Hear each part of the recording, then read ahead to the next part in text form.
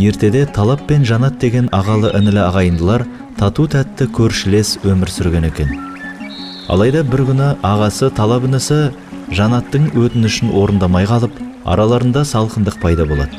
Екіншіде інісі де ағасына қажетті көмекті көрсетпей, өткен жолғы ренішін еске салады.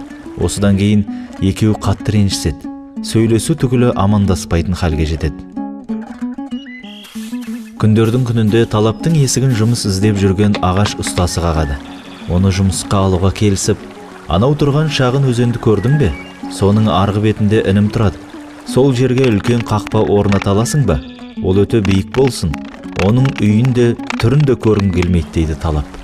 Ұста, иә, жасауға болады. Сонда неге ініңізді көргіңіз келмейді деп сұрады. Ағасы не себепті ұрысқандарында есіне түсіре алмады. Реніші тереңдеп кеткен екен.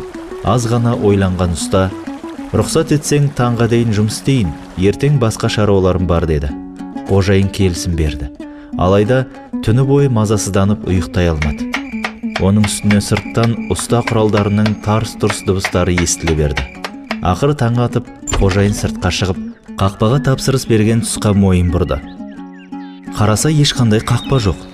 Керісінше өзеннің арғы бетіне өтетін көпір қойылыпты. Сорың құрсын, мынау не сұмдық? Мына ұстаны ма? Мен оған әлгілерді көзіме көрсетпейтін қақпа салуды тапсырдым ғой деп ашуға буылға бергенде таныс бейне ұшырасты. Кілт тоқтады.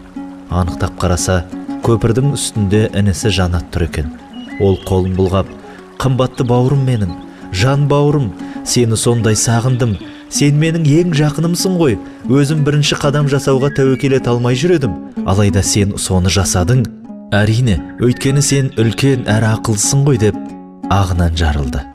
Екі бауыр құшақтасып, көздеріне жас алып, мәз-мейрам болысты. Екеуі көк шалғынға отыра кетіп, өткен кеткенді еске алып, қызықты сәттерін айтудан жалықпады. Осылайша кештің қалай батқанын білмей де қалды.